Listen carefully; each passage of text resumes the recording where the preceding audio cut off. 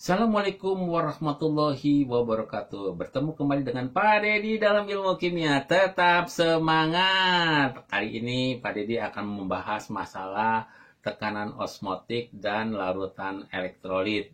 Ya, seperti kita ketahui bahwasanya sifat koligatif larutan kita bagi menjadi dua bagian. Ada larutan elektrolit dan larutan yang non elektrolit. Kemarin sudah dibahas masalah larutan non elektrolit. Sekarang kita coba membahas masalah tekanan osmotik. Apa sih tekanan osmotik? Jadi tekanan osmotik adalah tekanan yang mengakibatkan perpindahan partikel pelarut dari larutan encer ke larutan yang lebih pekat melalui selaput semipermeabel. Jadi ada suatu aliran partikel yang encer masuk ke partikel yang pekat semacam itu karena ukurannya relatif lebih kecil, maka kita kenal dengan selaput semi permeabel. Jadi selaput semi permeabel ini dia pori-porinya kecil, hanya bisa dilalui oleh larutan-larutan encer, sedangkan larutan pekat tidak bisa menembusnya. Ini bisa dikatakan oleh J.V. van Hoff, ya. J.V. van Hoff menemukan rumusan tekanan osmotik ya pada larutan encer memenuhi persamaan P sama dengan MRT, di mana P tekanan osmotik, M adalah molaritas.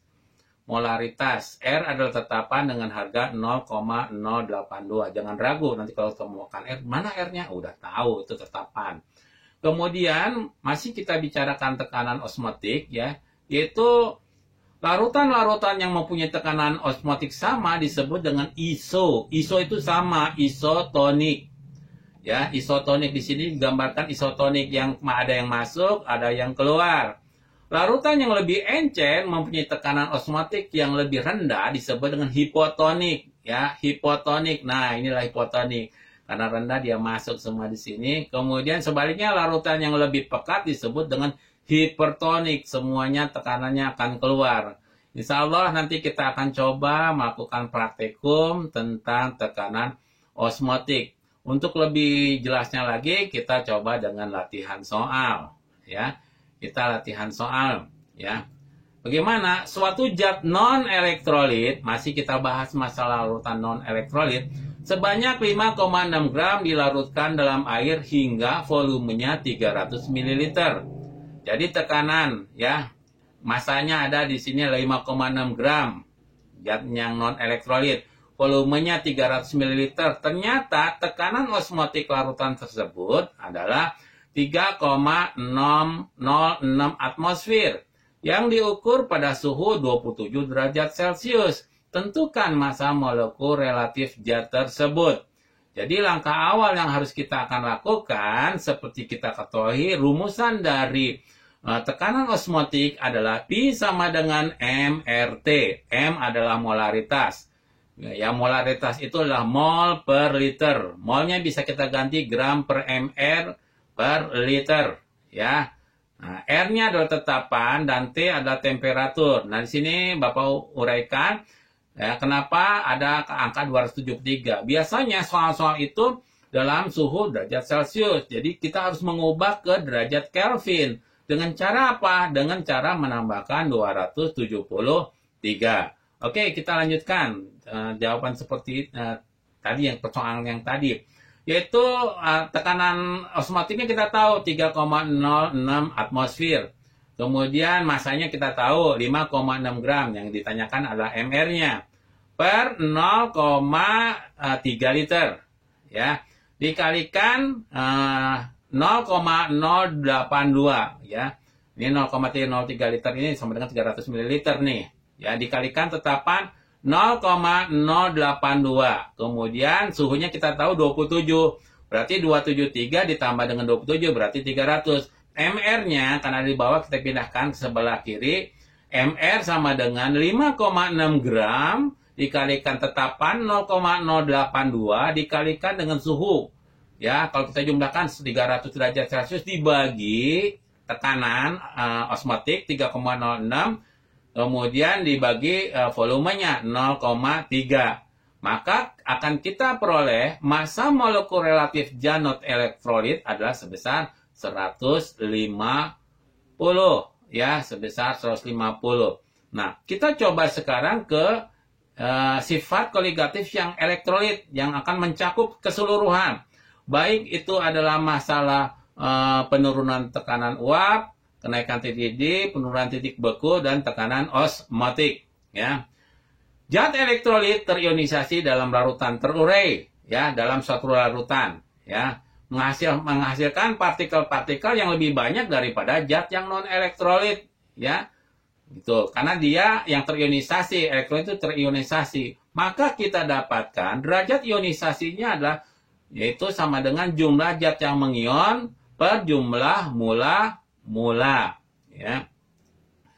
Selanjutnya, masih kita katakan sifat dari koligatif larutan elektrolit, ya, yaitu perbedaan sifat larutan elektrolit dengan larutan non-elektrolit. Apa bedanya? Elektrolit dan non-elektrolit secara kuantitatif dinyatakan oleh faktor Van Hoff atau dilambangkan dengan I. Ya. Nih, contohnya I itu bisa diuraikan menjadi 1 ditambah N min 1 kali dengan alfa. Di mana N ini jumlah koefisien kation dan anion. Sedangkan alfa adalah derajat ionisasi. Jadi derajat terurainya. Nah, di sini untuk untuk senyawa garam yang encer sekali, maka derajat ionisasinya sama dengan 1. Karena alfanya dengan 1, kita masukkan ke dalam rumusan tadi, maka kita akan memperoleh harga I sama dengan harga N. NaCl itu terurai menjadi Na plus ditambah dengan Cl minus. Jadi 1 tambah 1 berarti 2.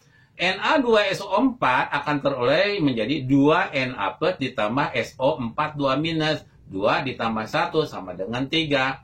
Kemudian di sini CaCl2 terurai menjadi Ca2 plus ditambah 2Cl minus. 1 tambah 2 menjadi harganya adalah 3. Gitu kan. Kalau kalian mengalami kesulitan penguraiannya, nah mudahnya begini.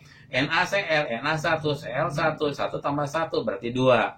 Na2, oh Na-nya 2, SO4. 4 ini untuk siapa? Untuk O saja. S nggak kebagian. Kalau gitu tidak usah dipakai.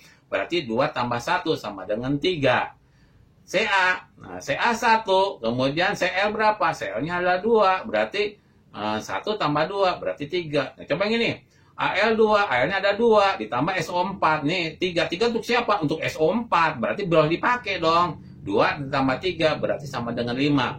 Itu cara-cara mempermudah apabila kalian mengalami kesulitan untuk menentukan harga N. Ya. Kemudian perhitungan sifat koligatif larutan elektrolit, perhitungan sifat koligatif larutan elektrolit hanya dikalikan dengan faktor Van Hoff dari rumusan sifat koligatif larutan non-elektrolit. Jadi perbedaannya adalah kalau misalnya elektrolit ada tetapan Van Hoff-nya, sedangkan non-elektrolit tidak. Tapi kalau Anda mau, ya silakan saja. Tapi I-nya harganya 1. Harus ditetapkan untuk non-elektrolit, I-nya sama dengan 1. Ya, seperti kita ketahui, segala sesuatu dikalikan dengan 1 dan itu juga. Jadi, oleh karena itu biasanya untuk non-elektrolit tidak digunakan I, tapi Van Hoff ada. Karena harga I-nya tentu saja beragam. Nah, untuk penurunan tekanan uap, ini terdiri daripada zat pelarut dan terlarut. Kalau terlarutnya adalah elektrolit dan non-pelarutnya adalah non-elektrolit, maka kita tidak bisa langsung menuliskan delta P sama dengan PM0 kali XT kali I. Nggak bisa hal semacam itu. Kita harus uraikan seperti yang ada di gambar ini.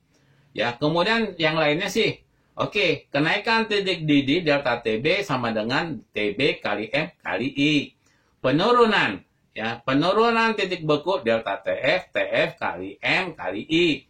Tekanan osmotik P sama dengan M kali R kali T kali I. Ya, di mana I harganya 1 ditambah N min 1. Tadi kalau misalnya alfanya encer, ya, maka 1. Kalau dikalikan 1 berarti N min 1. 1 ditambah N min 1 sama dengan 1. Berarti sama dengan N.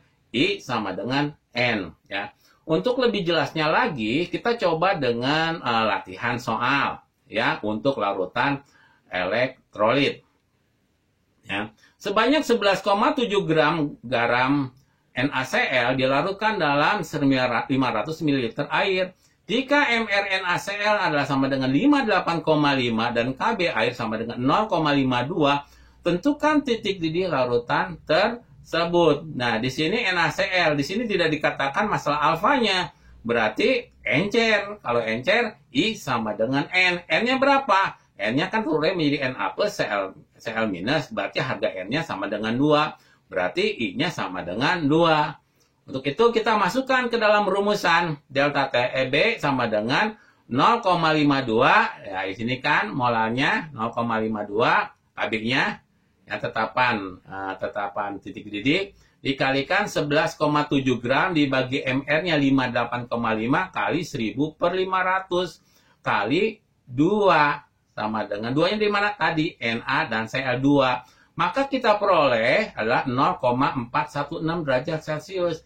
TB-nya berapa? Tadi ya, mudahnya tambahkan saja dengan 100. Maka kita akan peroleh 101,416 derajat Celcius. Jadi titik beku larutannya adalah 101,416 derajat Celcius. Kita coba lagi untuk contoh yang kedua ya, supaya lebih mantap lagi ya.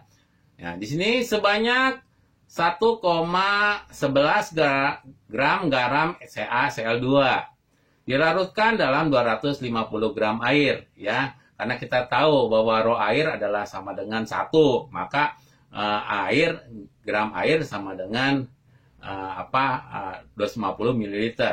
Jika MrCaCl adalah 111, KF air adalah 1,86 dan alfa adalah 0,92, tentukan titik beku larutan tersebut.